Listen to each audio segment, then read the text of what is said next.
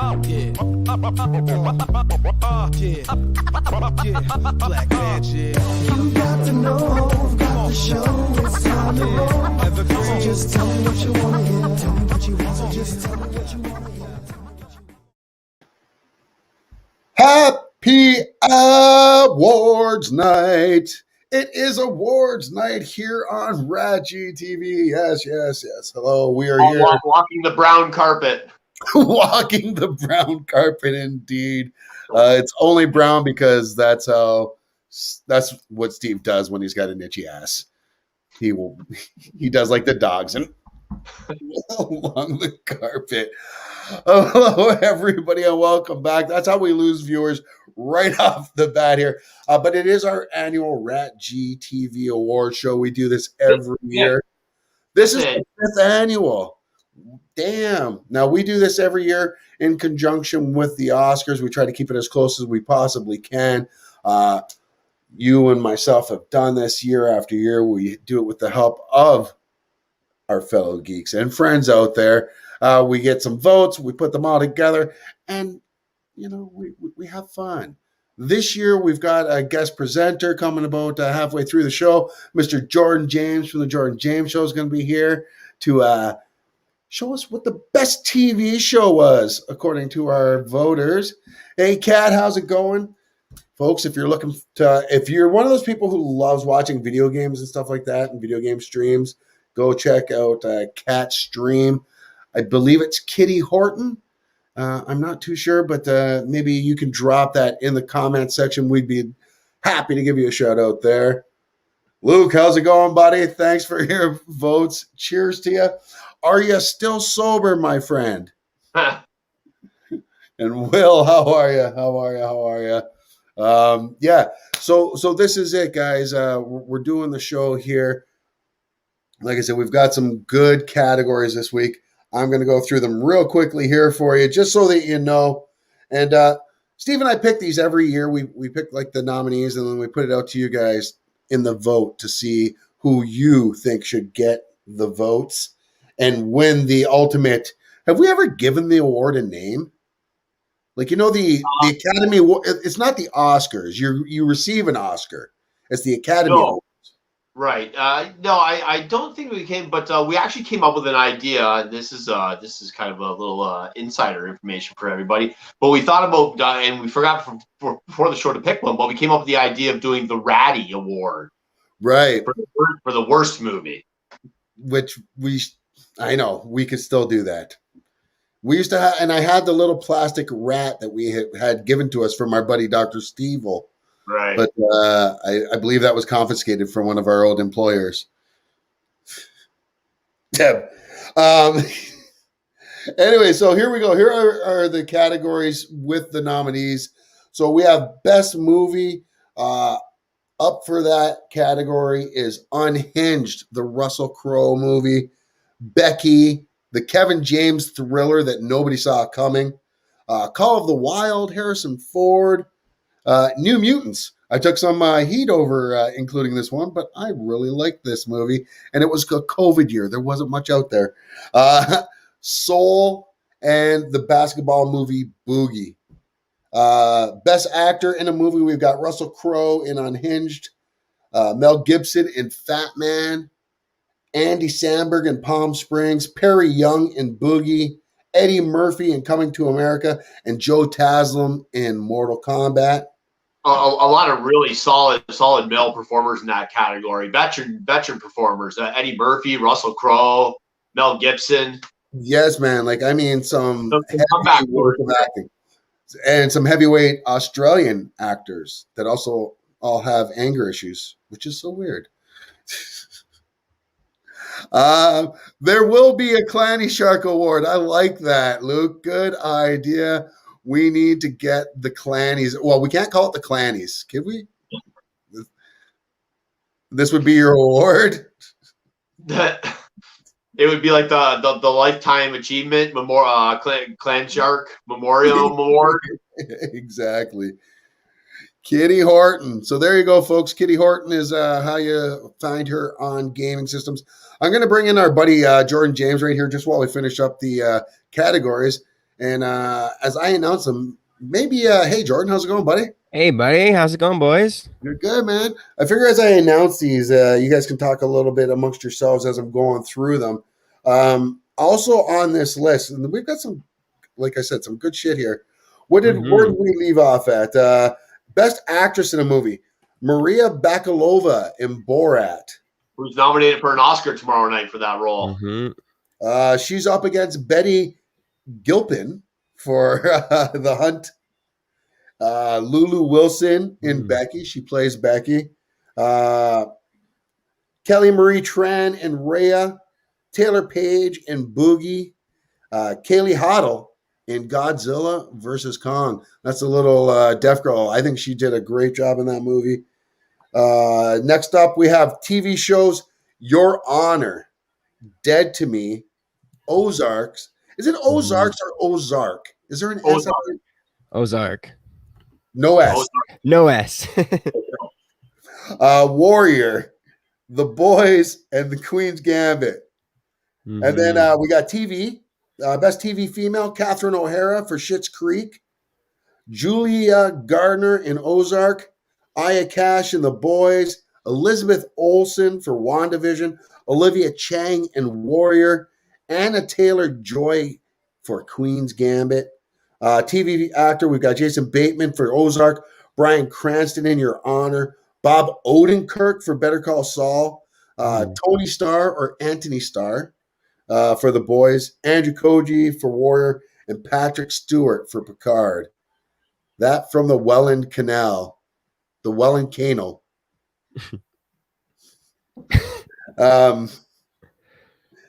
We've got geek TV shows. The Mandalorian, The Boys, Solar Opposites, WandaVision, Invincible, Falcon and the Winter Soldier. Then we have, for Best Geek Movie, Bill and Ted Face the Music, The Invisible Man, Peninsula, Train to Busan 2, New Mutants, Mortal Kombat, Batman, Soul of the Dragon. And then we got the video game category, one of my favorite categories. Tony Hawk Pro Skater up against Star Wars Squadron, Cyberpunk 2077, Last of Us 2, Ghost of Tsushima, and Spider-Man Miles Morales. And for the last two categories of the night will be the best hero. We've got Luke Skywalker and his surprise appearance in The Mandalorian. We've got Ryan Butcher. Sorry, I wrote it wrong, not Billy, but Ryan Butcher, the son of Homelander on The Boys. Becky, Assam in Warrior, and Pat Dugan in Stargirl. Getting some Stargirl love out there. And, of course, Invincible in Invincible. And then for villain, we've got Kevin James and Becky, Bo-Katan and Mando, Stormfront from The Boys, Omni-Man in Invincible, spoiler, and Mai Ling in Warrior, and Sub-Zero in Mortal Kombat. Finish him. What are you looking forward to, Jordan? What do you think? What's gonna be the big surprise here? I'm not too sure, man. I think maybe Falcon. If I don't think a lot of people have seen the last episode yet. It looks like a lot of people are still kind of waiting to get caught up on that last episode.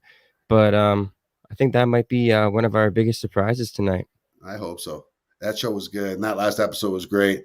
Luke Tuff says, hi, Jordan. I'm hanging with the W in me den. Best attempt at some Kilo Boomer chats.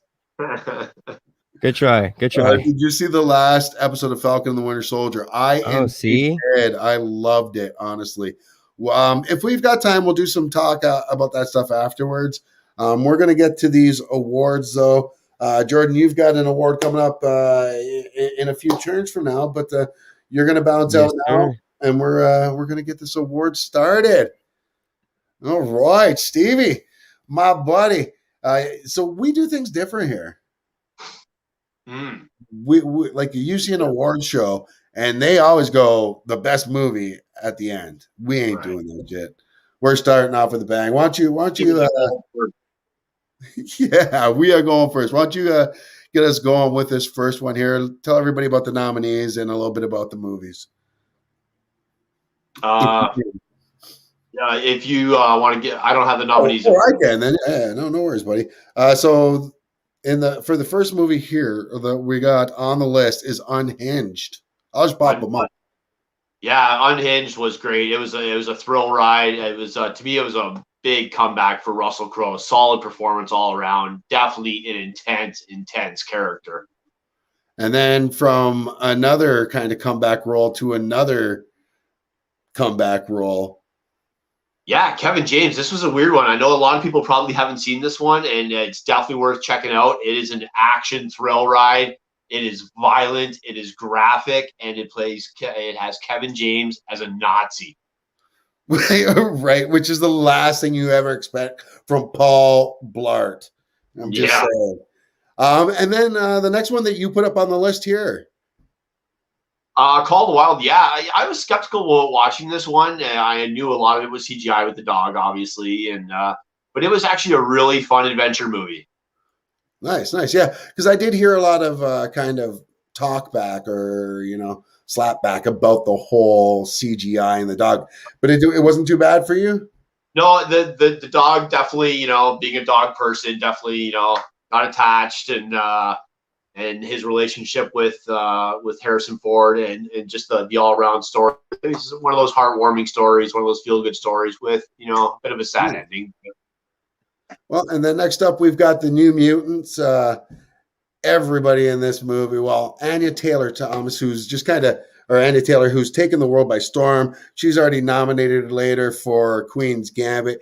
She plays Magic in this movie. To me, this was the best of the X-Men movies since X2. You know how long that's been? Like, that's a good 10 years of X-Men movies, and they finally got it right, in my opinion. And that was still after a lot of studio interference.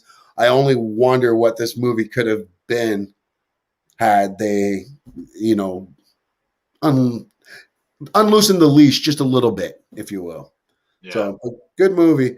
The next one I picked up was the Disney Pixar movie Soul. Now, this movie starring Jamie Foxx, this was a great movie. This was a fun little movie, typical Disney Pixar movie that if I'm watching it, more than likely I'm going to be crying at some point. And that definitely happened in this movie for sure. Great performances, great soundtrack, jazz all around it.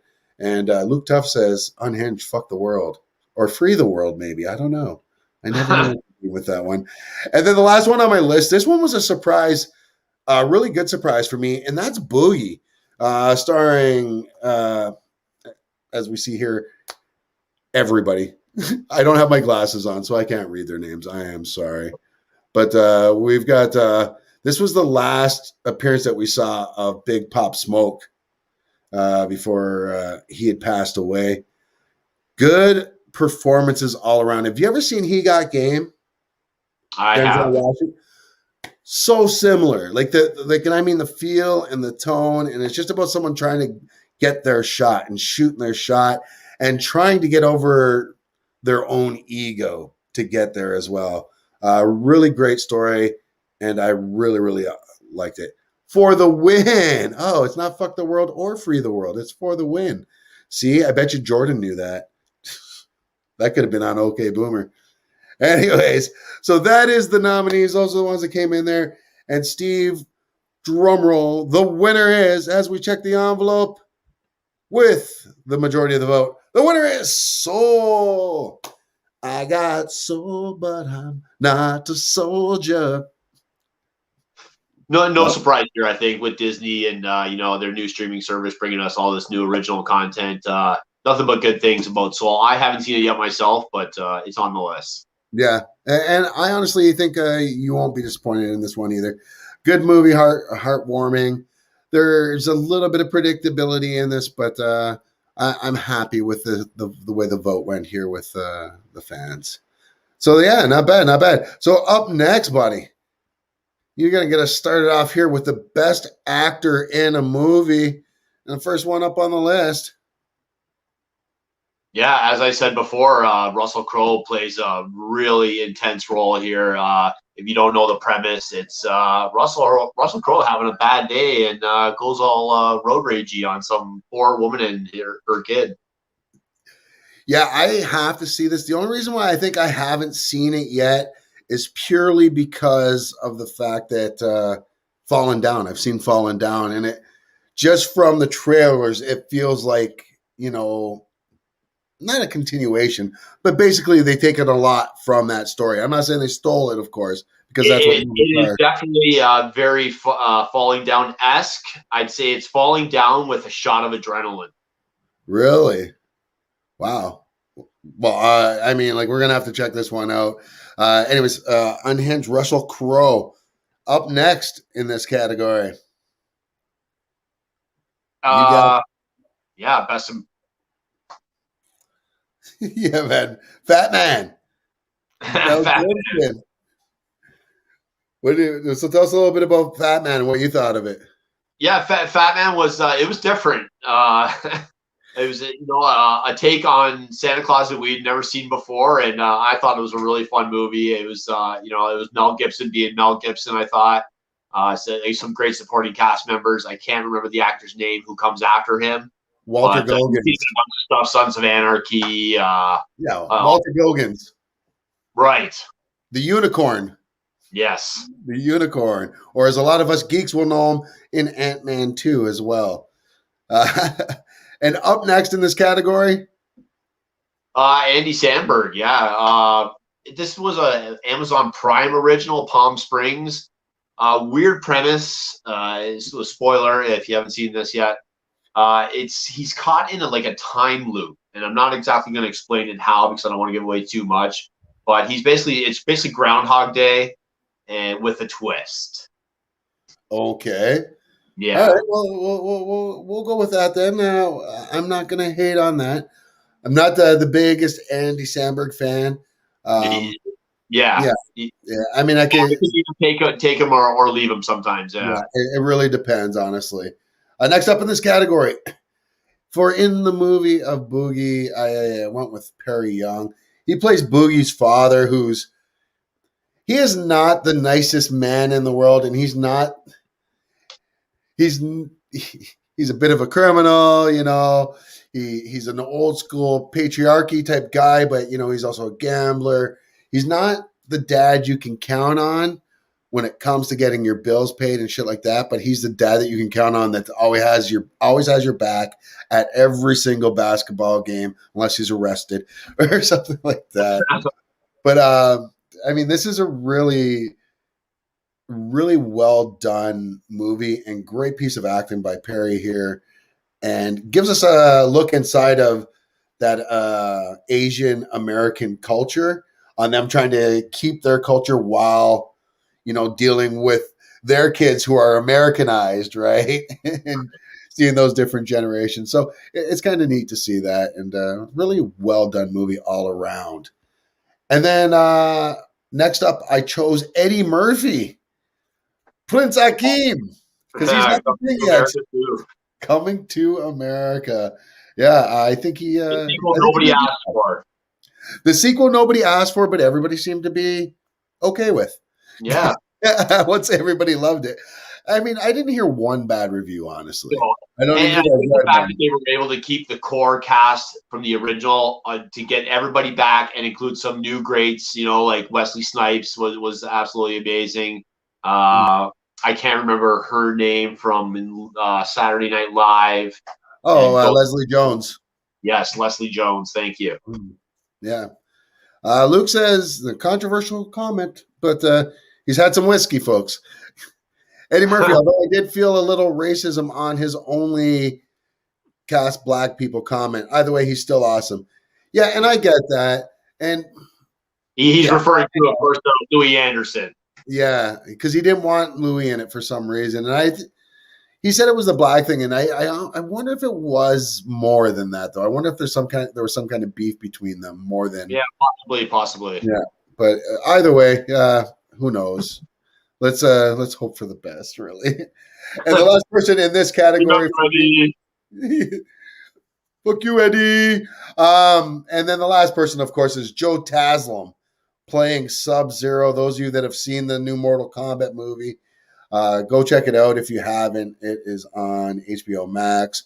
You can get it on Amazon Prime here in Canada, or you can go watch it in the theater. I think Joe did a great job here. He speaks Japanese and Chinese, and I don't think I think he's Indonesian. Like, I don't think either is his native tongue. So this guy is so impressive. The directors in this movie were quoted as to saying they had to ask Joe to slow down his martial arts in this movie because the cameras couldn't keep up. The only other person I've ever heard that about has been Bruce Lee. And you got to think that the cameras now are way better than what they were back then. Like, we know that for a fact in our course. So just pretty dope. Some whiskey, a bottle. Yeah, we know, buddy. We know. So with all that said, good cast, good category of guys here, and a bit of a shock here from the fans. Winning with, I would say, about 51% of the votes here. Eddie Murphy. Sorry, that was my best Eddie laugh. I mean, like, just stick with Bobby's World and Jar Jar Binks and Meewad. I mean, that was worse than my Australian accent. I'm not going to lie. That's how bad that was. Congratulations, though. Big congratulations go out to Eddie Murphy. Feel free to contact us, Eddie, to come and collect your prize. Your no prize. I wanted to vote for Joe, but I haven't seen it yet. Fair enough. Yeah, go check it out. I mean, and there's some mixed reviews out there with this movie. A lot of people hate it. A lot of people love it. Yeah. Bruce Lee You 2.0. drop your ice cream, Eddie. I want to talk to you, Eddie. All right, so here we go. Best female or best actress, if you will. Another really tough, solid category. Some great nominees. It's a tough category. Starting us right off here, buddy. Maria Barkalova, of course, coming out of nowhere. She was an Instagram model, I think, and done a couple small acting gigs in her native Slovakia, I believe. And she was cast by Sacha Baron Cohen in this new Borat movie to play her daughter. And she's nominated tomorrow night for Best Supporting Actress Oscar. So, I mean, I think that's going to be an intense role for someone who's never really acted to be thrust into. And what a time in America. And so, honestly, though, it's such a weird nominee choice for this category because it's mostly improv, is it not? What she's doing, or is she actually like? It's not really scripted what she does, is it? But she's playing a character, right? But yeah, I know. But have you ever? I've never seen any improv material ever be nominated as a best actor or actress. Well, that's all I'm saying. I'm not saying that she doesn't deserve it. I'm just saying she's nominated for a Golden Globe for this role, and she's nominated for an Oscar. So, yeah, man. Well, hey, man, I'm sure she deserves it. But up next, another strong female in this category that you chose. Yeah, Betty Gilpin. This is another great movie. This one came out. It was supposed to be coming out at theaters, and this was right at the start of the pandemic. I think this was the first movie I actually rented off Google Play for, I think it was $20. That was the studio's way of trying to recoup their box office funds that they were not getting from the theaters being closed. And this was a great movie. It was not one I'd really heard much about. See, I talked about this movie a lot, and I'm surprised I still haven't seen it because this is a political movie. It is disguised as a thriller or as a fucking slasher movie. Basically, it's basically liberals hunting down conservatives and trying to kill them. So they flip the genre because it's usually rich conservatives hunting homeless people or hippies or something. So it's and I'm forgetting her name. She was in the boxing Hilary Swank. Hilary Swank, yes. She plays a politician, and they're being accused by some internet trolls of having this competition where they hunt people on this piece of property that she owns. And she basically says, fuck it. They're going to accuse me of it. I'm going to do it. No way. Right on. Well, I mean, fucking Democrats. So kidding. Canadian. I don't know. Yeah, it stars Eric Roberts' daughter, Emma Roberts. Emma Roberts. Emma Roberts, and the brother from Everybody Loves Earl, or not Everybody Loves Earl. My Name is Earl. Everybody loves. I'm crossing. Ethan Subley. Yes. Yeah. He was in the Clerks movie. Well, not Clerks. Yeah, he was in Clerks. He was in Mallrats. Yeah. Let me just give you props for saying Eric Roberts' daughter and not Julia Roberts' niece. Everybody else always does it. Me too. And we have a deal where we not Human Centipede 3. Well, nothing Human Centipede 3. We have a deal though where we work with we lost access to our Facebook account. Oh. I'm gonna get us back on though. Sorry. Okay, we're back. Beautiful. We are back. I don't know what happened there. We got booted for some reason. May have been the cigarette. I forgot where I was going with that. Where was I? You remember? No. That threw me off. Anyways. Spoiler, Emma Roberts doesn't last long. You bastard, I haven't seen it. That's all right. Anyway, so that one's up there as well. She's up for that. You also nominated this young actress. Yeah, Lulu Wilson, great performance. I had never really seen her in much, and I don't have her IMDb in front of me. I know she's been in a few things, but nothing really noteworthy. And she was amazing in this. Yeah.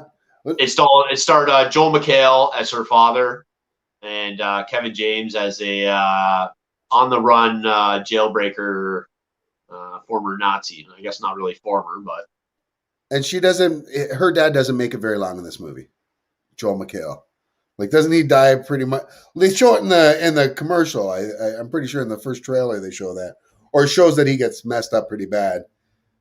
Thank you. Nothing happened to the stream, though. Oh, really? That's so weird. Well, it said that I had lost permission somehow on Facebook.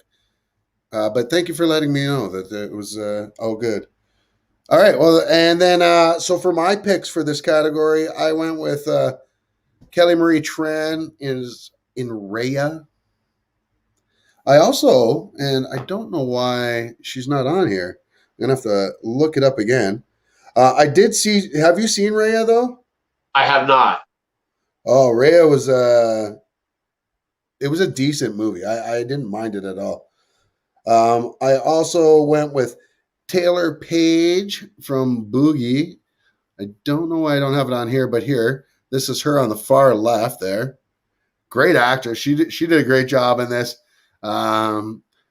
She was the object of Boogie's affection, and she was not having none for most of the movie. Good job, though. Also in the movie, I have, like I said, Kaylee Hoddle, the deaf girl from Godzilla versus Kong. And I think she did a great job in this movie. I really, really like Godzilla versus Kong. I almost put this up as my movie of the year, honestly. It was a good movie. I enjoyed it. Yeah, I was surprised because I really don't like any of the Godzilla movies for some reason. And I think it's because they never show Godzilla until like they're almost like halfway through the movie or 3/4 of the way through. And then you get them for like 2 seconds. And I'm like, this sucked. I needed more Godzilla and less Millie Bobby Brown's problems with her dad. Just saying. I'm saying what we're all thinking. Anyways. And he's got 11 problems, and Millie Bobby Brown ain't one. No. You just need to stop with that shit. You just need to stop with that. I can see Jordan in the green room just shaking his head at you. And for the winner of this category, Best Female in a Movie, Maria Barkalova. Maria. Well, hopefully that's a little prelude to this newcomer for tomorrow night at the Oscars. Yeah, well, hey, man, that's what we do. We tune you up. We're like the We rocket try to strappers. we're If we were- heavy Oscar influencers. Yes, if this was wrestling, we would be called rocket strappers because we mention it. Now we just strap the rocket to her. Speaking of strapping the rockets, wow, that was a horrible segue. But we're bringing it Jordan anyways with the rockets. What up? The rocket. How's it going, brother? How you Good, enjoying man. the Good, show, man. man? What was that? How you enjoying the show? Oh, loving it, man. You guys are making some tough decisions out here. Man, it's a tough go of shit. I'm telling you. It's any of them that kind of stuck out to you there? Or were you shocked with any? I mean, the Eddie Murphy one was pretty surprising. I mean, I personally like Eddie Murphy. Like, I'm always been an Eddie Murphy fan. I even like Pluto Nash. We know this. We know You're the this. guy. He's that guy. I had to drop him. I had to get rid of George. He said he liked Pluto Nash. I had to get rid. I'm sorry. No, I'm just fucking. with I'm you. the guy. It made $12 at the box office, and I'm the reason why. Wait, Steve, let's put this into context. Jordan also loves the movie Catwoman. It's a childhood classic. I mean, I can't. No, it's really Yeah, not. I guess that's one of those how old were you when you saw it kind of things, right? Well, where were you in your puberty stage when you saw that? Because it wasn't the movie, it was just Halle Berry in that outfit. Let's be honest, Jordan. I mean, I was 10. Jordan. I was 10. You're not wrong. I'm not going to say you're wrong. I got to see some skin. It was so good. I love Alex Borstein, though. So just before we move on, I have to say that I do love Alex Borstein. And it explains his now BDSM addiction. Right. Wait, but get back. What's this Alex Borstein? Was she in Catwoman? Yeah, she's the friend. Okay. Wow. Yeah. She's such a good friend. It made Steve's phone vibrate. Really? So, and that's what he looking like a man. That Alex Borstein, the mom Lois. Yeah. She was in the Lizzie McGuire movie. That's how I know her from those Disney Channel shows, movies. Awesome. Halle Berry cat suit. Kurt's Right? He's loving it. Jordan, they're making the wrong decision. It should have been Betty. Nah, it's all good, and it's just the RatG Awards. We haven't got the Clammy Shark Awards yet. I think we did discuss, like Steve said, about having the Ratty Award for the worst movie of the year, but maybe we do make it the Clanny. I mean, we didn't include the worst movie of the year this year for some reason because we have done that in the past. Yeah. I think we just forgot last year, and we just took the categories from last year, honestly. But Jordan, you're here because you're going to announce the next category, and then you might as well stick in with us for the rest of the show if you'd like. Yeah, sure, man. Yeah, but you're here. You're going to announce the nominees here as I pop them up here, and we will kind of go through the best. Yes, TV. sir. All right. So first up here, Your Honor. Yeah, the Showtime. Was it Showtime or HBO? I believe it was Showtime. Yeah, I'm not too sure. I think it was. I think it's HBO here in Canada, though. I don't really know. Yeah, it was a great 10-episode miniseries, though. Bryan Cranston, strong performances all around from a lot of actors that I didn't really hadn't seen it much. Nice. Have you seen that one at all, Jordan, or no? Yeah, so this is actually one of the shows that I haven't seen all the way through, but I've been meaning to. I put it on one night and then really late and just kind of passed out. But that's definitely one that I need to get to and finish up for sure. It's like that first episode is just like so intense, right? Yeah, it definitely had me. So and I'm the same way with this next show that's on the list. I got into it and I never got into the second season for some reason. And that's Applegate and Linda Cardellini. Yeah, it was. It's different. Two actresses that I really like, so that's probably what's keeping me around. But season 2, you're right, probably not as good as season 1. Yeah, well, I haven't even seen season 2 yet, so I couldn't even say that. So, Luke Tuff says Bryan Cranston is brilliant in Your Honor. You haven't seen it at all yet. But yeah, I'd like to see the second season definitely though of Dead to Me because I did really enjoy the first one. Have you seen this one at all, Jordan? Or yeah. Yeah, actually. So Dead to Me, me and my girlfriend watched the whole first season. We really liked it. But then when the second season came around, we kind of gave it a couple episodes and we haven't really picked it up from there though. But it's definitely one that's still on the list.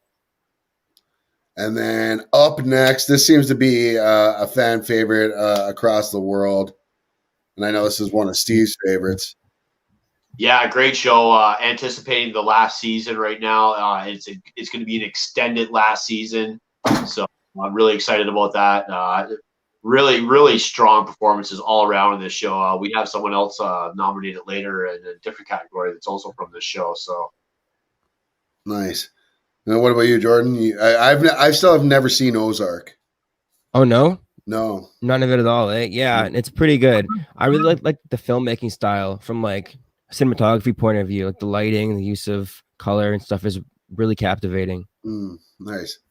Next up on the list, you can tell these are my shows. They're just starting to come in now.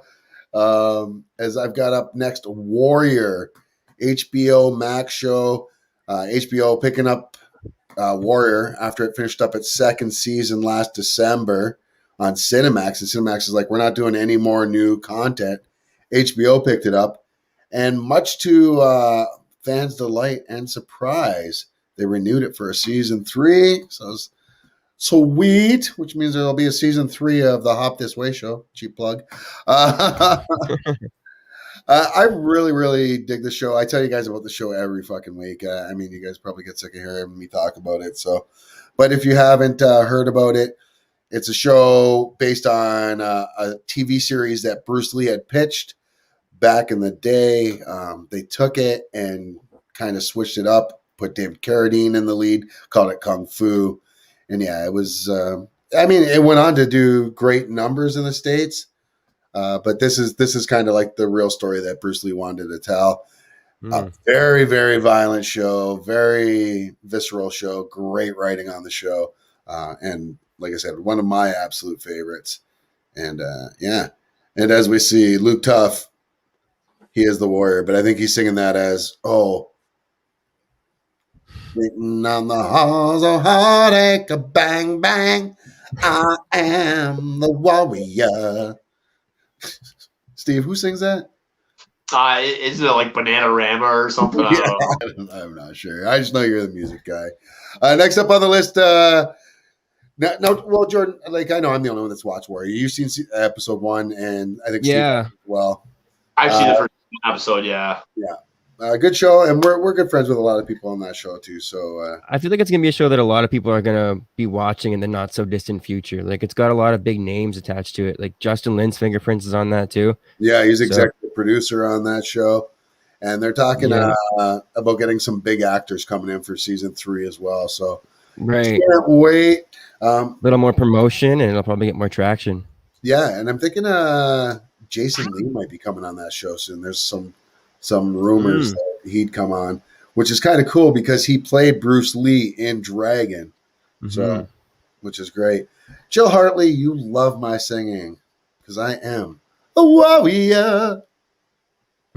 No, Little reprise. All right. Well, hey, next movie up on the list there is The Boys, season 2. What a fucking thrill ride this show is. And this poster for season 2, I mean, just that is the epitome of that show. That show is all attitude all the time. How was Love Sausage left out of the best actor category? Oh, why? How did I forget to upload that GIF? I had that GIF too. Oh man.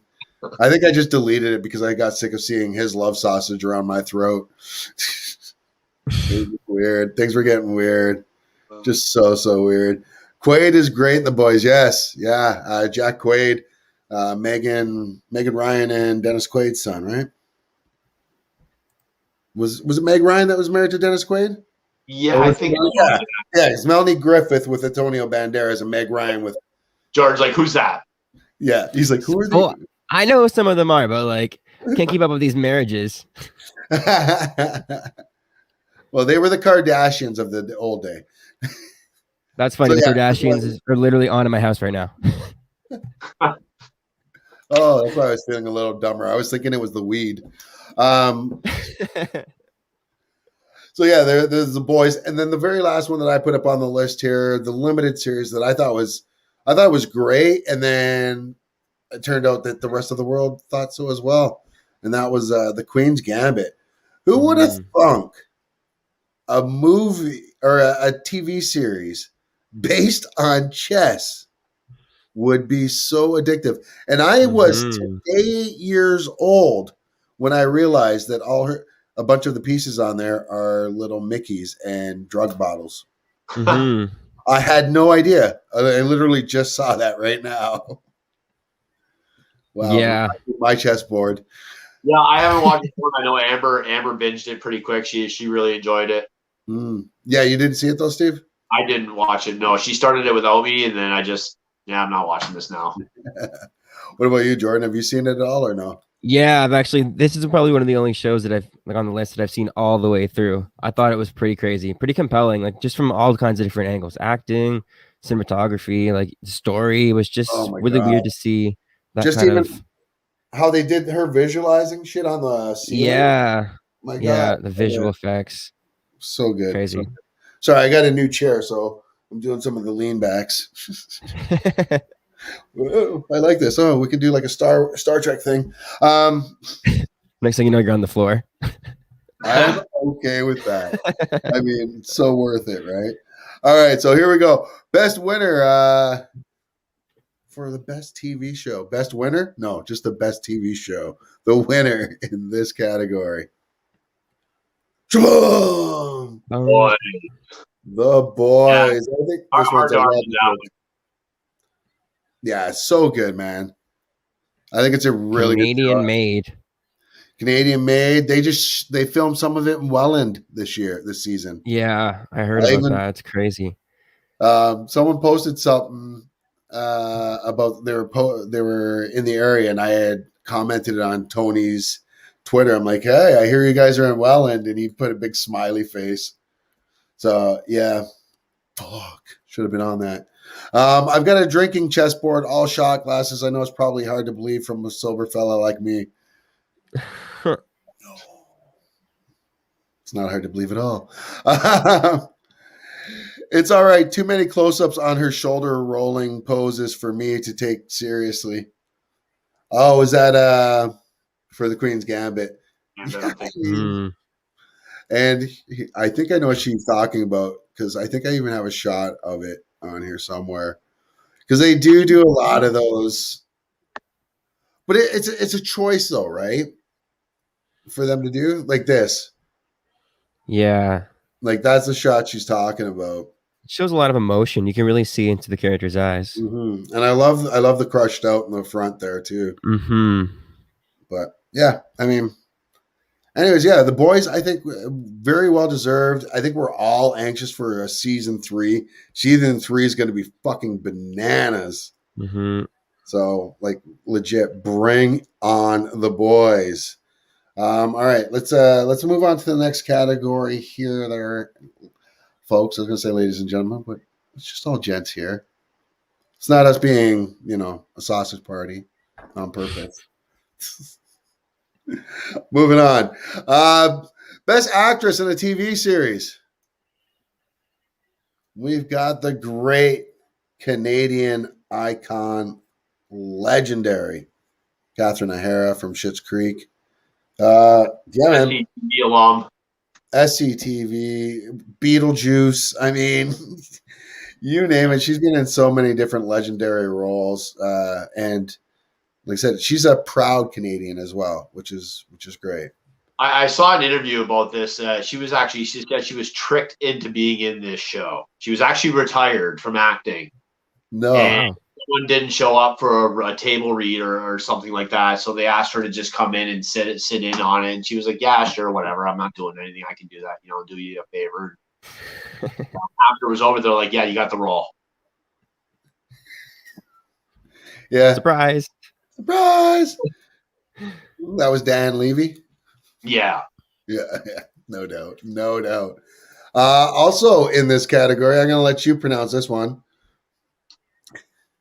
I don't have the nominees in front of me. I only have a list of the winners. So, Oh, this is the daughter from Ozark or Ruth or whatever. Ruth. Yes, Ruth. I don't know the actress's name. Yeah. Well, son of a bitch, Steve, you had one job to do. Well, you have a couple. This is Ruth from Ozark, and I've never watched the show. I So got the winners. See. he's got chicken dinner. Well, tell us a little bit about her character, at least. Ruth is amazing. She's not. I wouldn't say she's the hero. I wouldn't say she's the villain. She plays a local, this little town in the Ozark that Jason Bateman and his family show up to, and quickly bumps heads with Jason Bateman. They have a great back and forth in this show. She's absolutely amazing. If you want to get a sense of Ruth's character, just go to YouTube and look up best Ruth moments. She has the most amazing trucker mouth you've ever heard in your life. Sorry, Luke Tough. Yeah, it's killing me. Ruth's real name is Ivana Tinkle. She was actually Powers, she got into acting because she had a fear of performing in public, and she was a very shy person.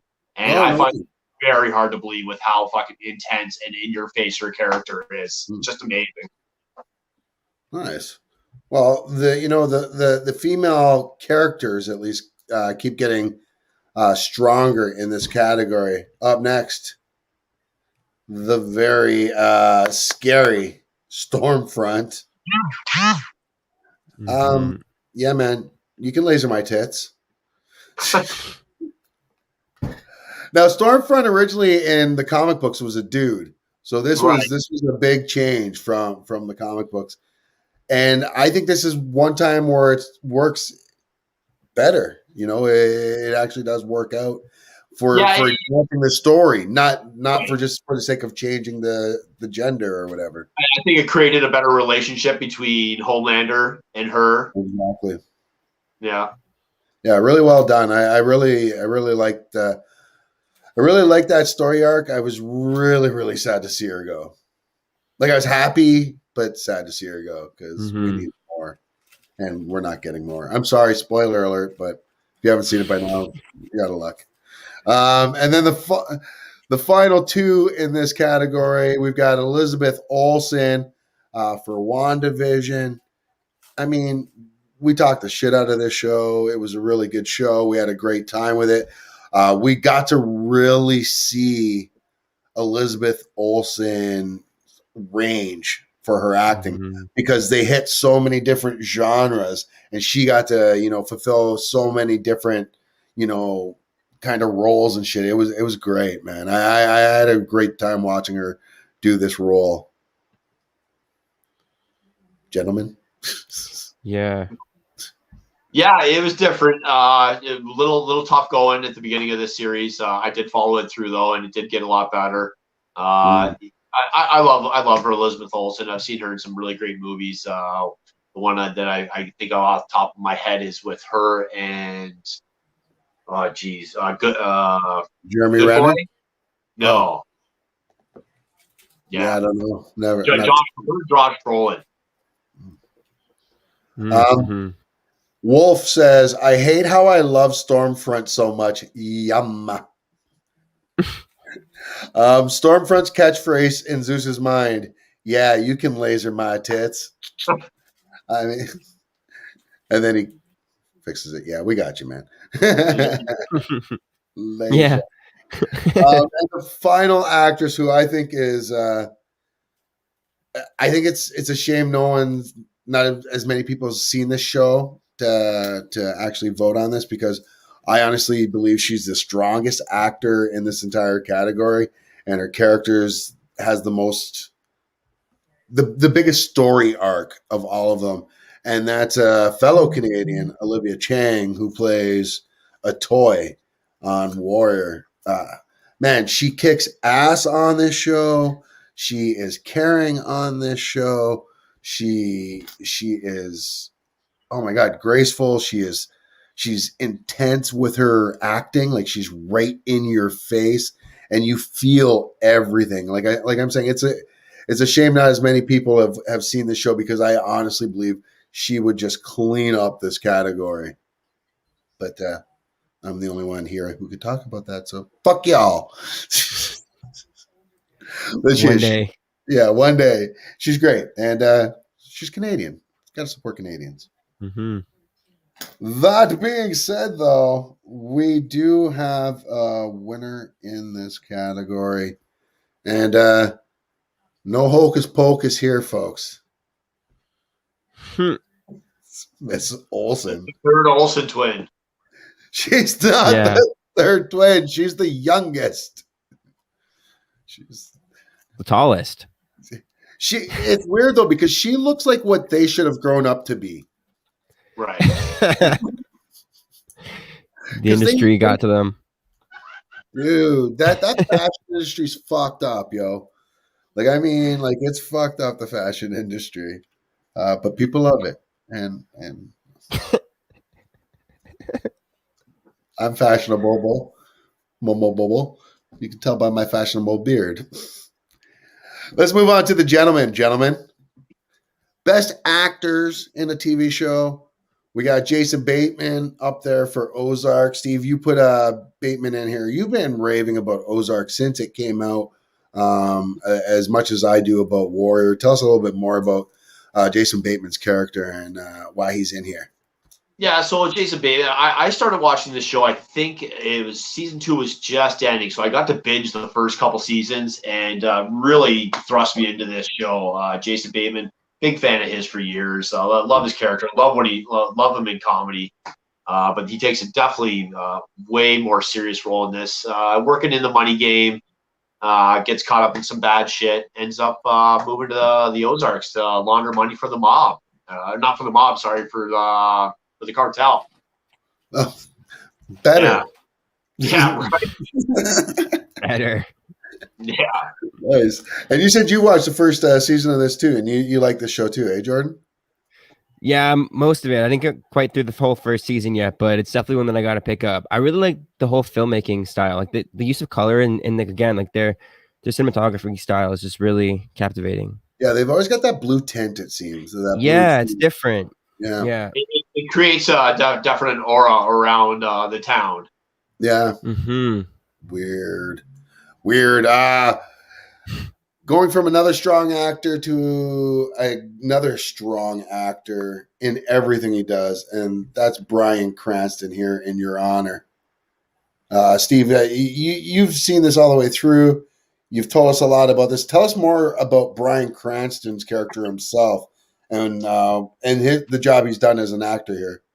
Yeah, again, he's one of those guys that, like we started seeing him as he played the dentist in a few episodes of Seinfeld. He was on Malcolm in the Middle. And then we saw him in some more serious roles, like the one where he plays the quadriplegic and Kevin Hart gets the job as his assistant. Great movie. If you haven't yet seen that one. He plays a judge. If you don't know the premise, it's the first episode, so it's not really a spoiler. I'm sorry. But his son ends up killing the son of the city's crime lord down in New Orleans. So it's wow.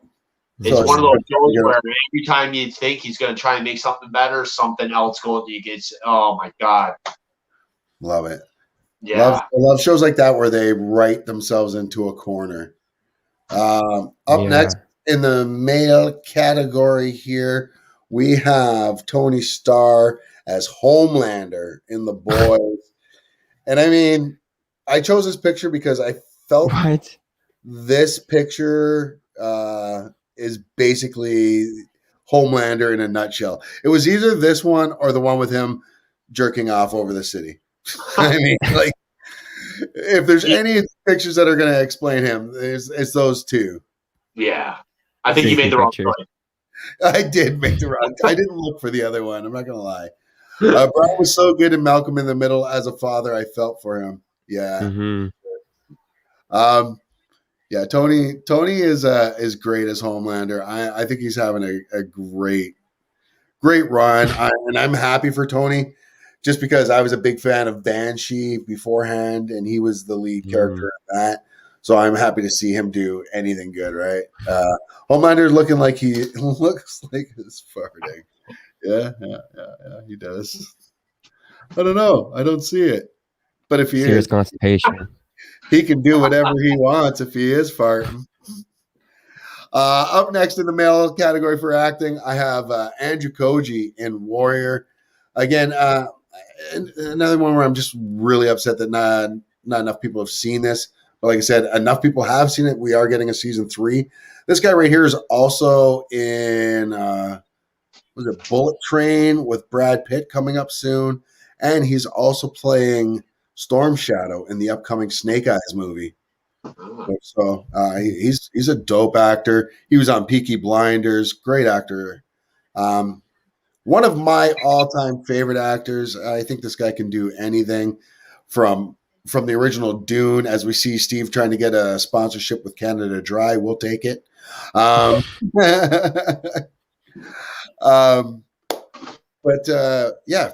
Dune to Next Generation to the X-Men movies to circling back to Picard, and that's Patrick Stewart.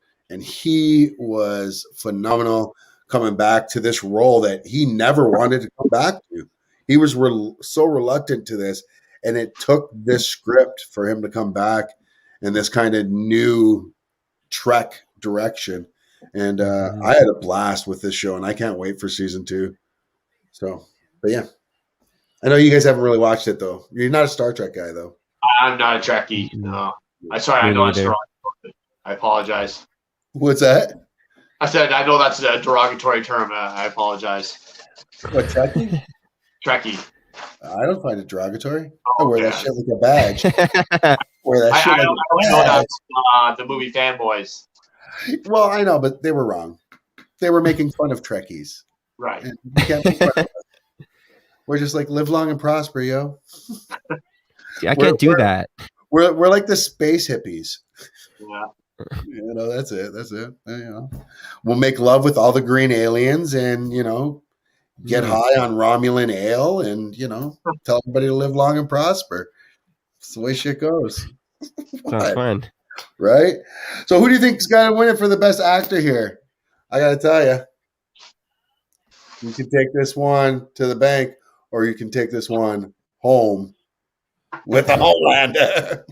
that was a bit of a stretch, but Tony Starr coming in here, winning this one. He's just too fucking good in this role, and this role is too good. What do you guys? I think he plays the greatest on-screen douchebag ever. Wow, that's saying a lot. Who else is on that list for you? Who are the greatest fictional douchebags? I think that's our show next week. But who are some good fictional douchebags? Let us know in the comments. It's hard to think off the top of your head. Bob Barker. Bob Barker. Happy Gilmore. Wrong, bitch. Yeah. Patrick Stewart can take any role. Great actor. Well, maybe not a young role. Oh, with the de-aging process now. Right? Homelander, points for pulling off ruthlessness. Yeah, man. So freaking ruthless. And he's deranged. This dude is just insane.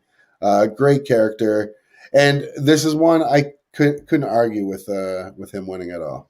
Like, honestly. Now, here comes the fun one for me. We are getting into the best geek television show. Now, this is one where a lot of us have watched many of these shows as well. This was a tough fucking category for us all. First up here, Steve, I'll let you take the lead on telling us a little bit about a little show called The Mandalorian. Yeah, not too many people have seen this one. I know it's kind of a gem on Disney Plus, but it follows the Mandalorian and his little sidekick. Spoiler. Baby Yoda. I know, the child, sorry. Grogu, as we know him now. Just going through the universe, trying to get Grogu home, and along the way, meeting so many old Star Wars characters, some new Star Wars characters, And we're getting some great story arcs coming off of this, with the Book of Boba Fett coming out in next December, is coinciding with the release of Mando Season 3. Yeah, man, I am super stoked for all of that. Honestly, Bad Batch 2 is coming out. When's that coming out? May 4th, I believe. May 4th. Yeah, May the 4th be with you. You're right. Actually, it is. That's when it's coming out. I can't wait for that one. It's going to be great. Luke says, Mando. Maybe the Mandalorian.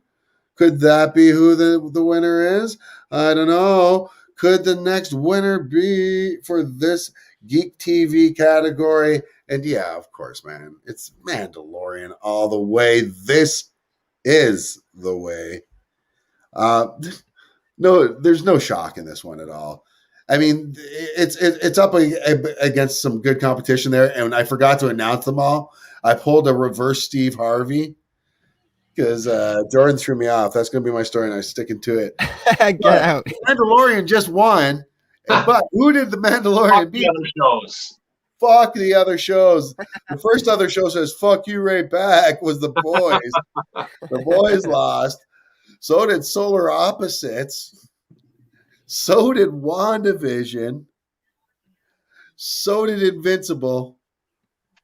And so did Falcon and the Winter Soldier. My God.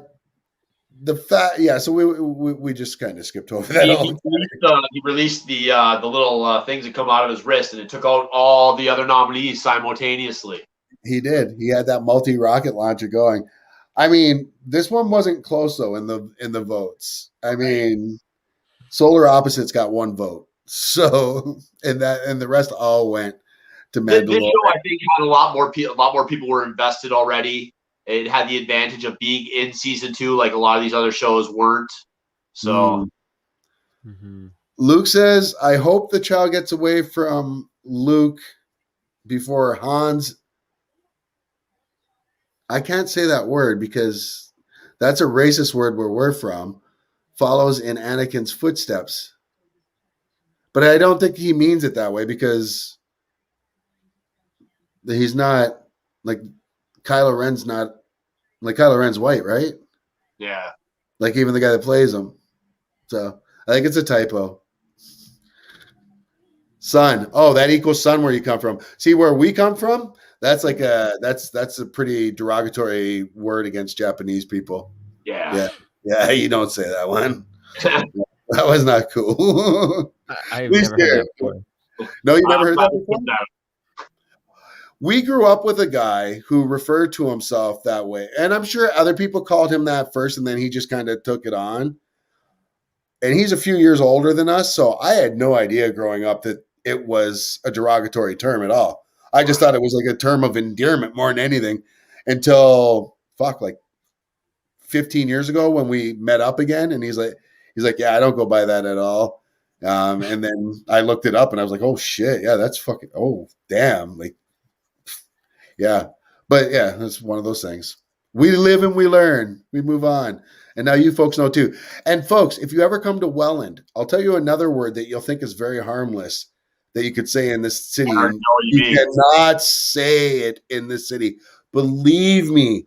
I'm going to write it in the comments here just so you know. Folks, whatever you do, do not ever say this word in Welland.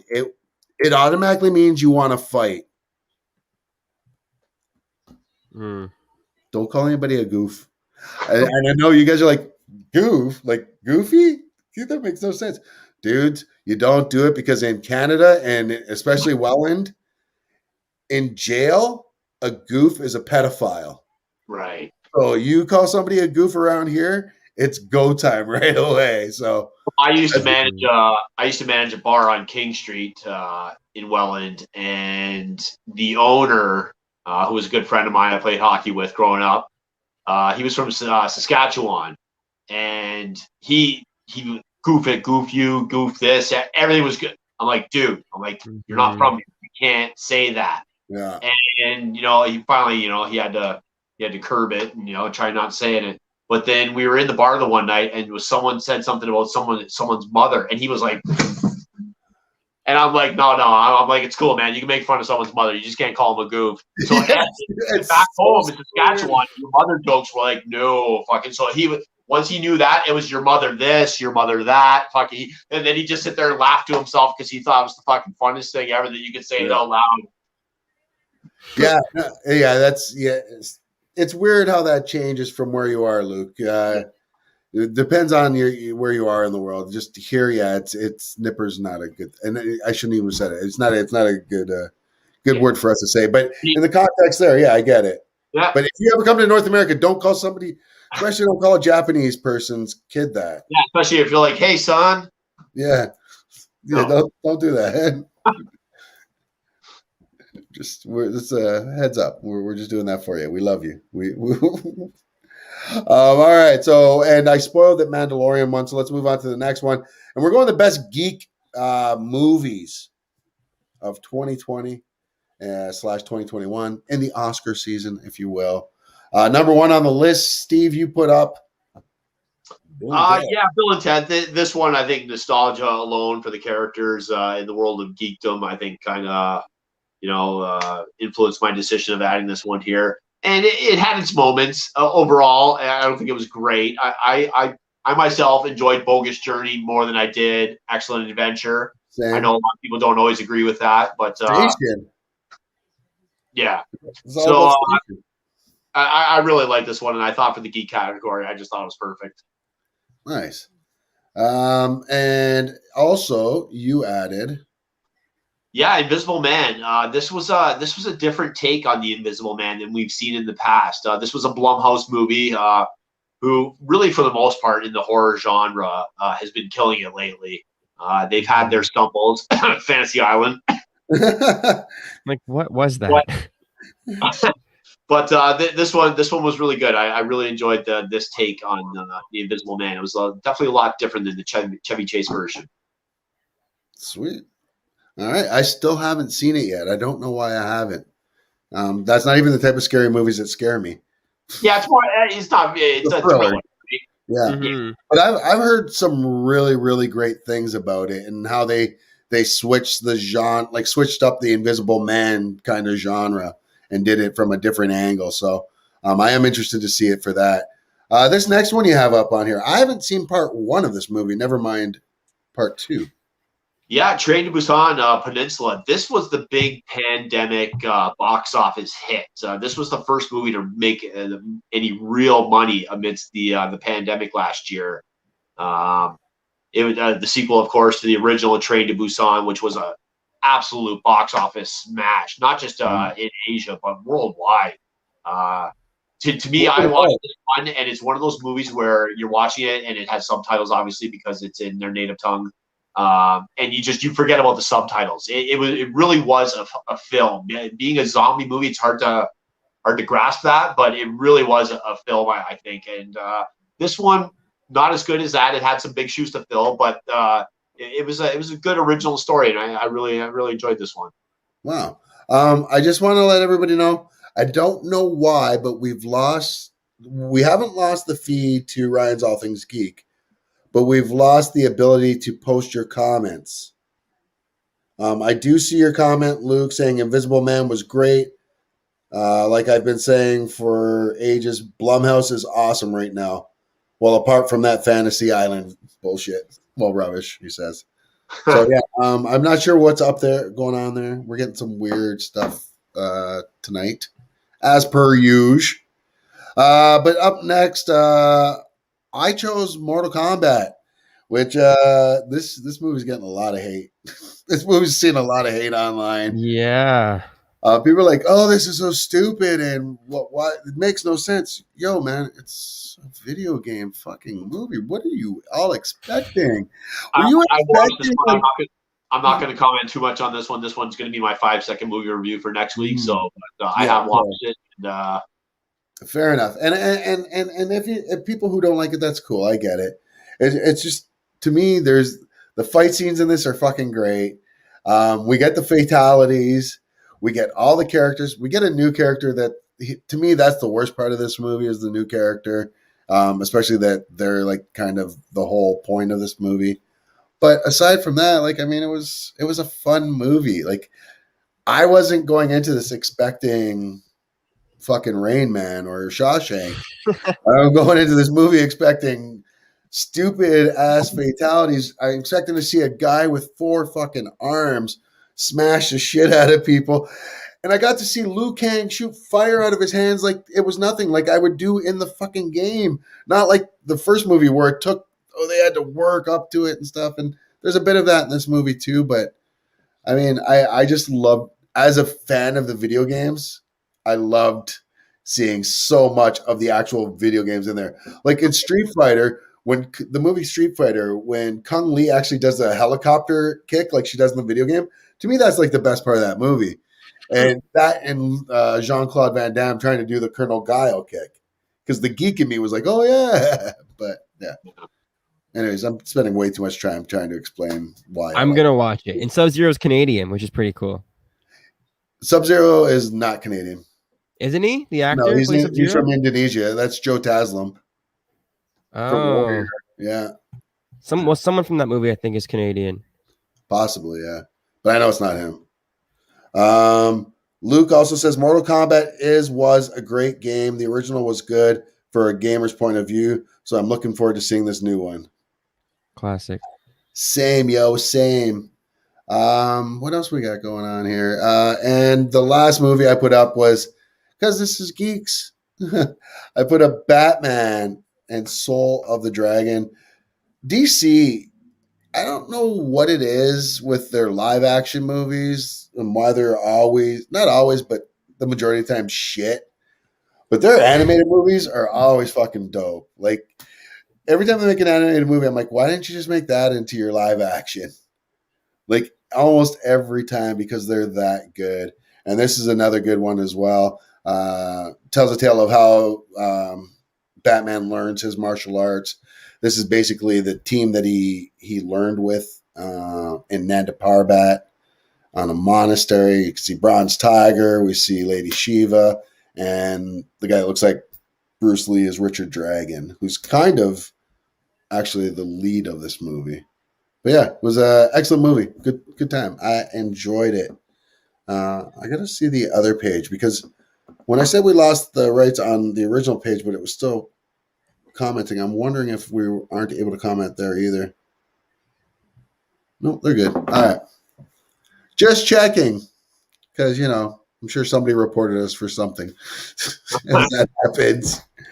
All right. So, best movie here. This one was a shocker.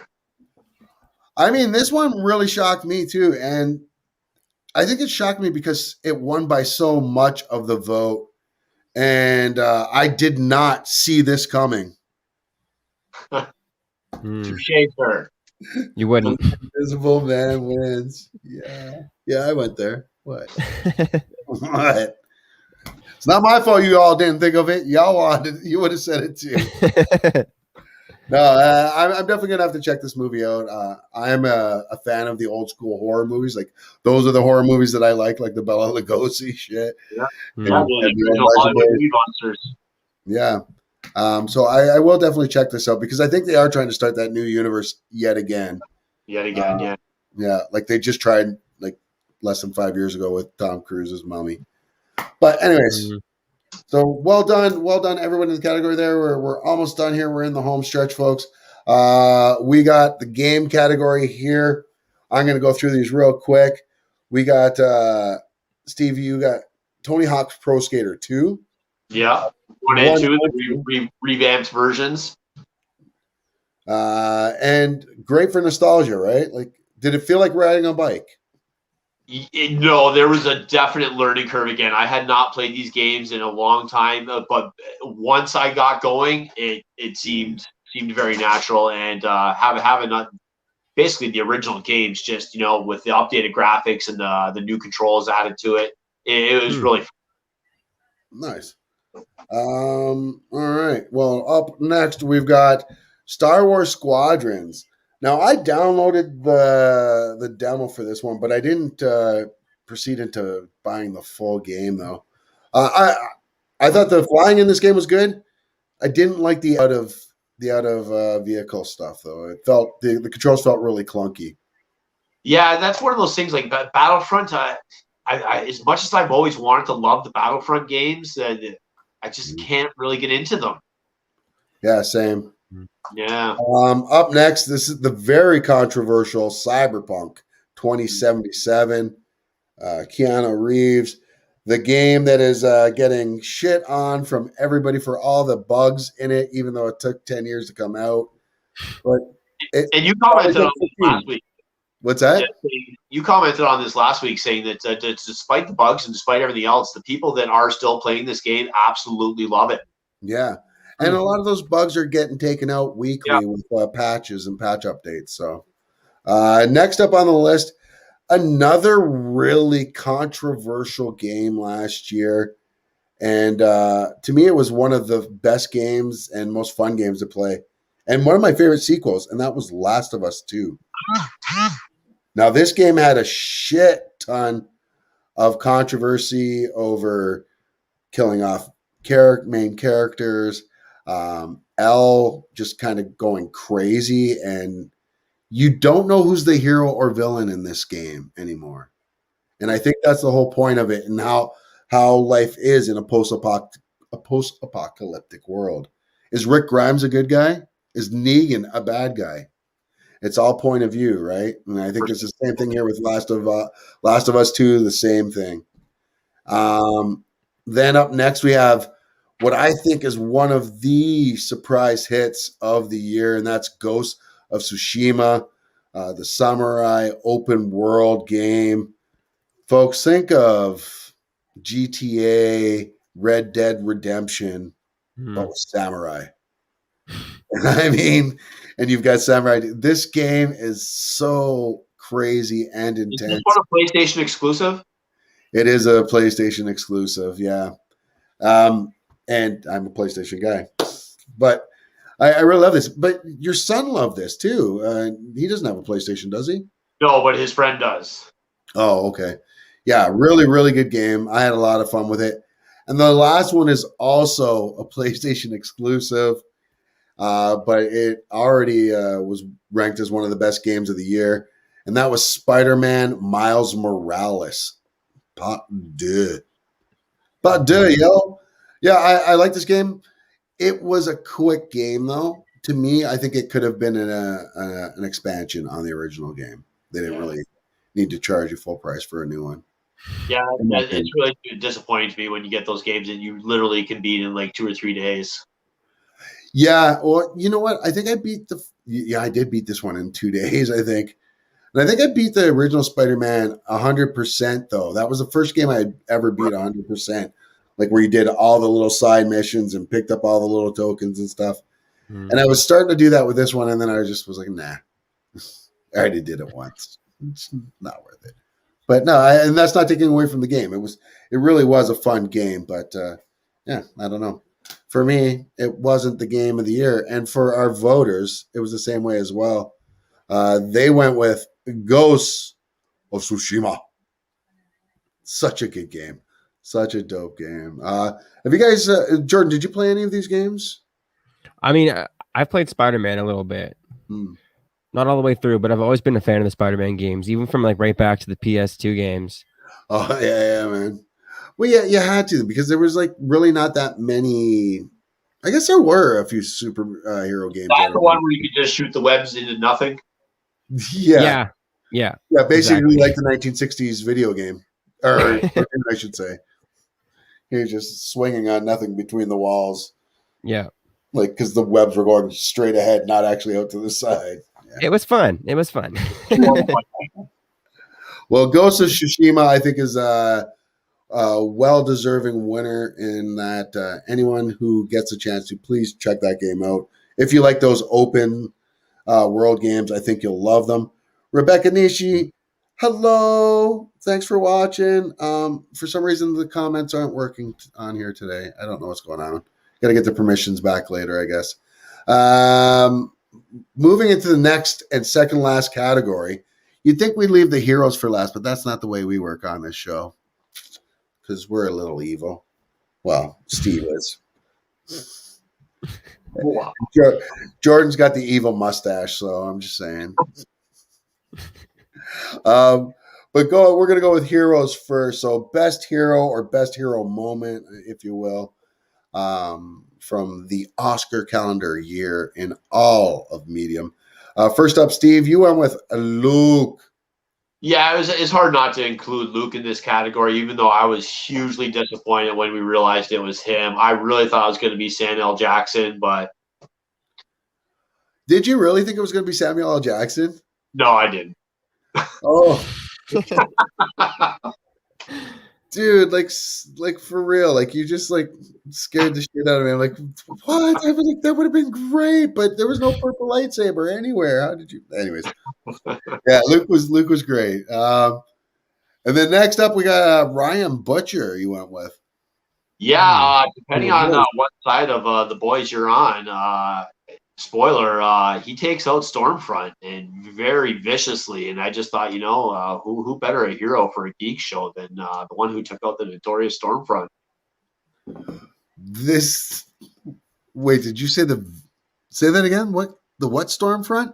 Notorious. Oh, I thought you said victorious. It's like she lost. That's weird. He was dope. And surprise moment. And man, she did not look good after that at all. Your next hero. Yeah, of course, the lead in the movie Becky, Lulu Wilson plays Becky, and it's quickly thrust upon her to be the hero in this one when her family's house invaded by a team of freshly escaped convicts who are also Nazis. Yeah, which is weird. The Nazis go after blonde-haired, blue-eyed family. Yeah, spoiler. There's something in the house that they're after. They've been in prison for some time, and there was something hidden in the house that they want. So, sorry, Wolf. I don't know why you didn't see it, but it's here. Next up in this category, a psalm from Warrior. I mean, this guy has a great story arc. Comes to San Francisco looking for his sister.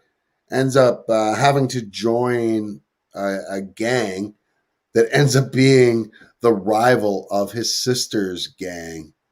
And yeah, man, he has a good story arc through the entire show. He is the hero of Chinatown, so much so that, spoiler alert, they paint a little mural of him at the end of the final season, which doesn't sit well with his superiors, as you could imagine. Next up on the list, I've got Luke Wilson playing Stripes in the CW superhero show, Stargirl. This show's surprisingly good. I didn't think I was going to like it. I thought it was going to be really, really corny. It is, but it's wholesome. It's like old school wholesome, and I dig shows like that. And I think Luke Wilson plays wholesome very well. He's that stepfather who's always just trying to do right. He just happens to be the stepfather of a superhero. And well, that would be hard for his brother to play. Say again? It would be really hard for his brother to play that role. He basically just pays alimony not to see his kid. Poor Owen.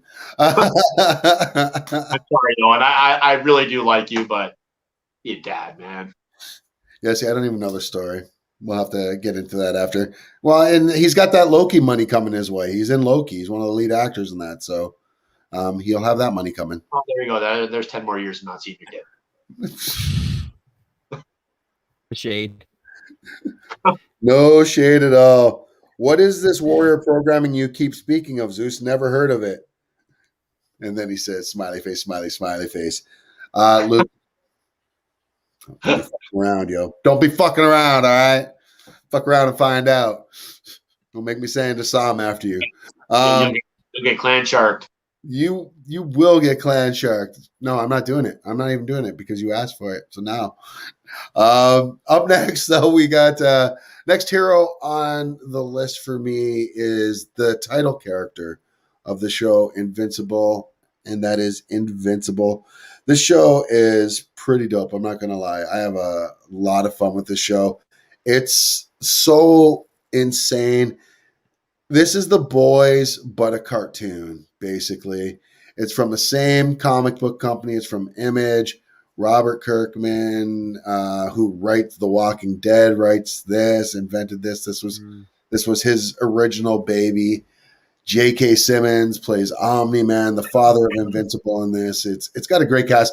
The very first episode, the entire cast is basically the Walking Dead cast. So, and they get big actors in every single one. And he's a great one for me. He would be my choice to win this category. However, it wasn't my choice. It was the people's choice. And the geeks spoke, and they were one with the Force, and the Force was one with them. Luke wins big here. Luke, I am your Oscar. Luke, I am your Clanny. Oh, almost made it. We almost made it. You almost made it if it wasn't for Luke. Tough. That is.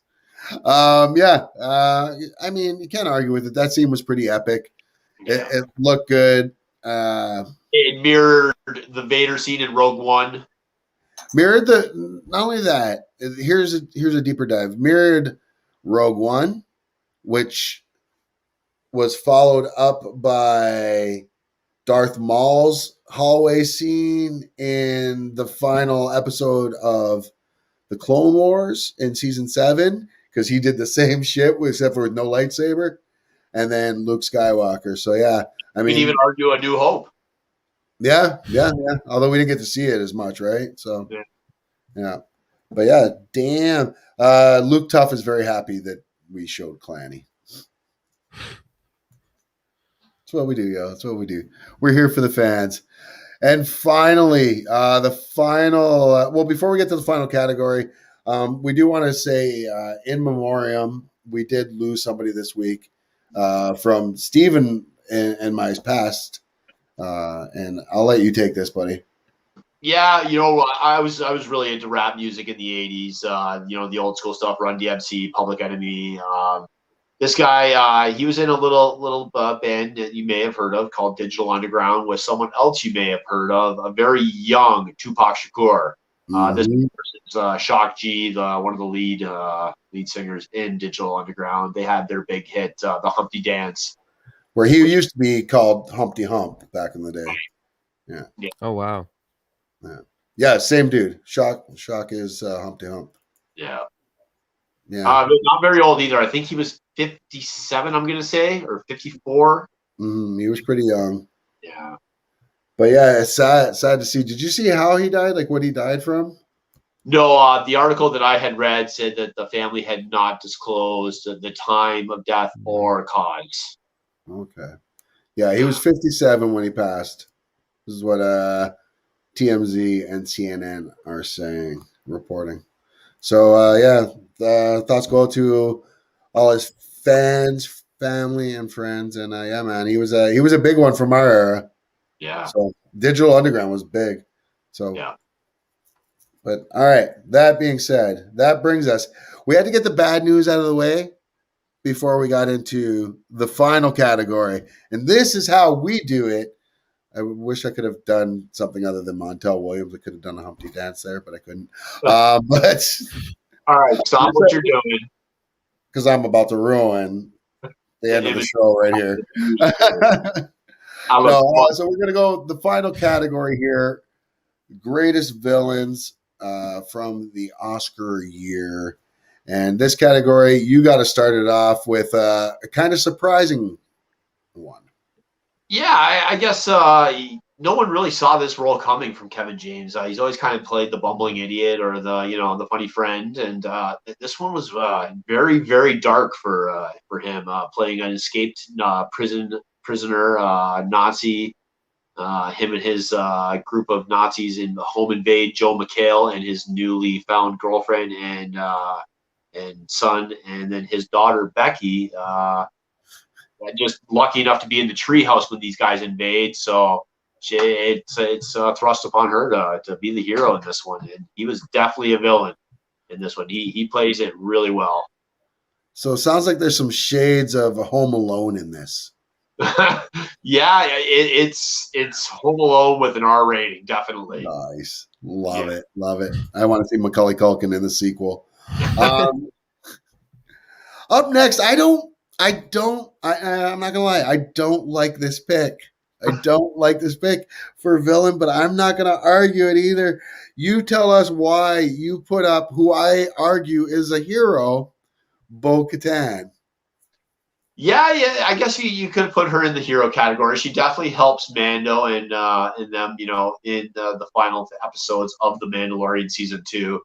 But she's also, she really wants her hand on that Darksaber, and I think she's not just going to take it. She wants, it has to be one with honor. So I think she is quickly going to be the villain in this one. I just want to say how proud I am of myself and how grown up I've become for not taking a shot at you saying she just wanted her hands on that Darksaber. Yeah, she did.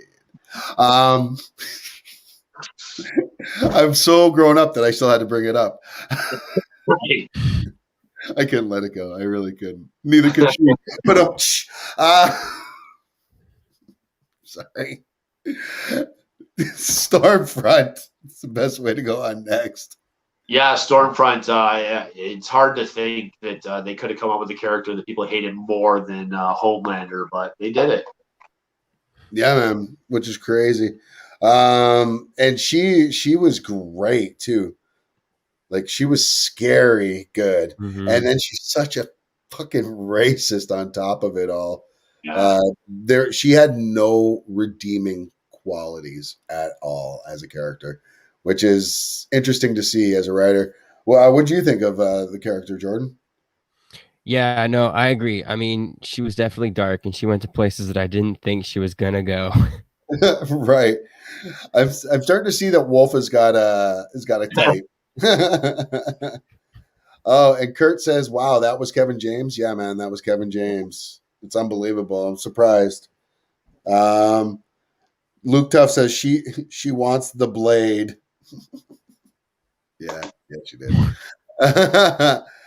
Next up on the list, I'm sorry, this is a spoiler for a lot of you that haven't watched this show yet.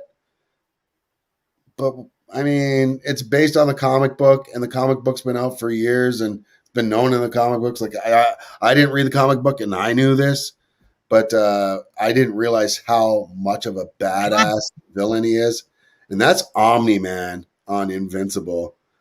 This dude, I mean, my gosh, he gives Homelander a run for his money, except for he's not.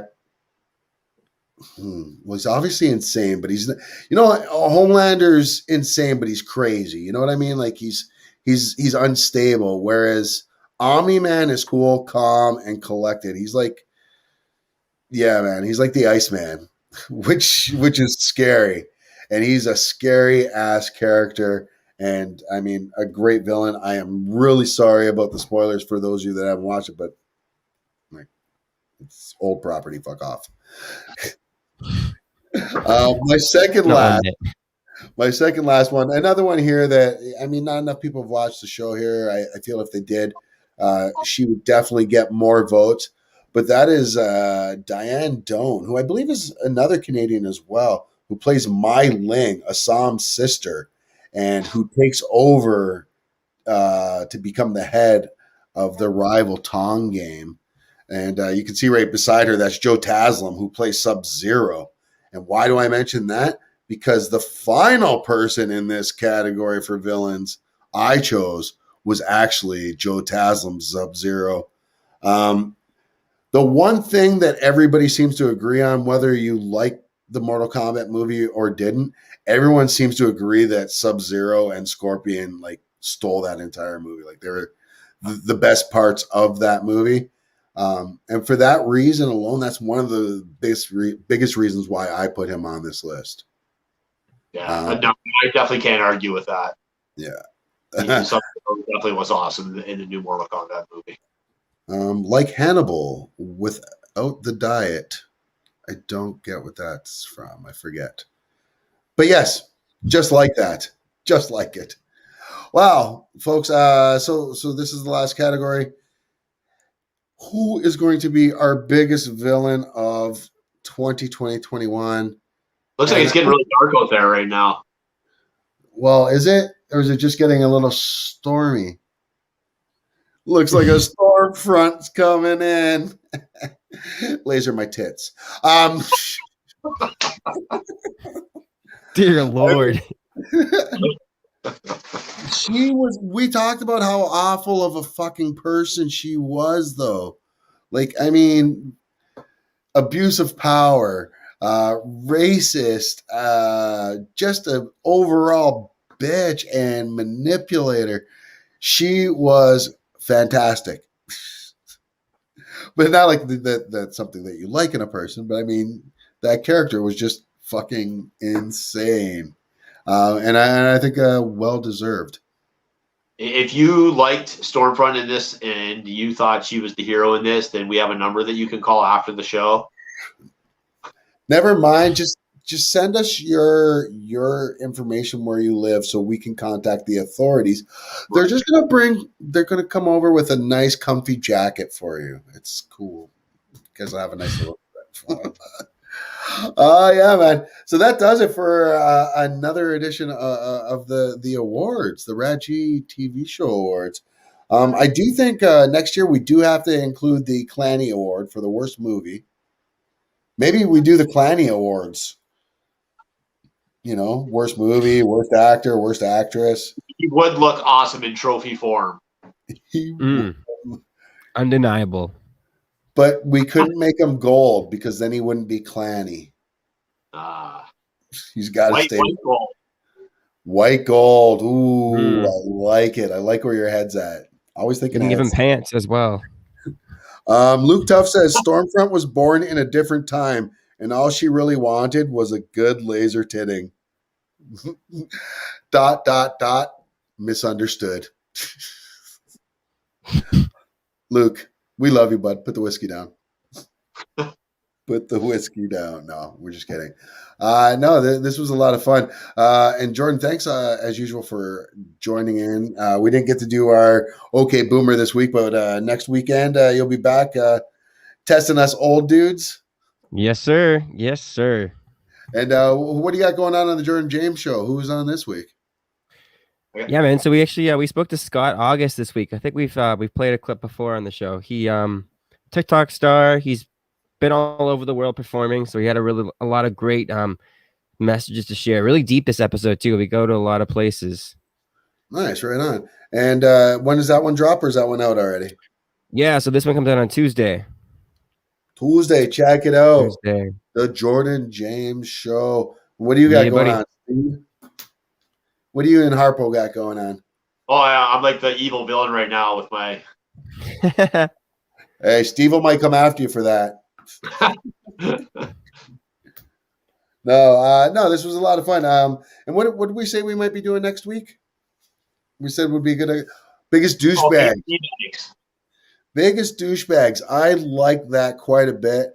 So, folks, try to think of your biggest douchebags across all of pop culture. No, that does not include any of the cast here. Well, I mean, it does. We already know that. We can't win. We're exempt. But yeah, let us know. And it's not just and think outside the box, folks. All pop culture. You've got superheroes. You've got TV. You've got sports. You've got video games. You've got wrestling. I mean, there's so much. There is so much. There's so much out there. Even tell us your favorite douchebag comic book character. There's a lot of those as well. I got to tell you. But that's what makes them great. But aside from that, I think that's it. Luke says, thanks, guys. Great show as usual. Be watching out for Jordan's show on Tuesday. Right on, Luke. Thank you, sir. Appreciate that. All right. And I will be back on later tonight. Hopefully we'll fix all this shit here. I don't know what's going on with the comments and stuff. But smoke them if you got them. And yeah, we'll be on with He Said, She Said tonight.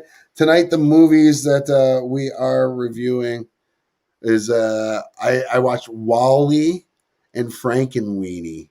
And Oh, what? Wally. Oh, Wally? Or I didn't know if you meant that or the Frankenweenie. Both of them.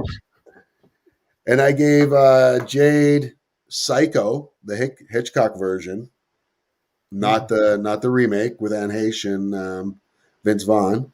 And I also gave her for our animated movie, Into the Spider-Verse. Hmm. Some good shit. So if you guys want to check that out, come find us. We'll be here 10 o'clock tonight reviewing both those movies. The draft is next week. I know Steve is hoping for O-line help, as am I. Good luck, Ryan. Nate Silwell from Oregon. I'm hoping we make a last-minute deal with somebody and trade up and get rid of Kirk Cousins and get ourselves a fucking quarterback for the future. Yeah, it's a quarterback-heavy first round this year. It really is. If there's ever a year for us to do it, it's this year for sure. But that's all. That's all next week, and that's our sports geeking. Anyways, Tuesday, check out the Jordan James Show. New episode drops. Check out He Said, She Said tonight, 10 o'clock. Check out Steve and myself here every Saturday. And yeah, man. And maybe we'll pop in for a Puff Puff podcast on our other page at some point too soon. With that, folks, I hope everybody has a great day. Thanks for tuning in, and peace out. To steal a term from Kevin Smith, Jeff's kiss.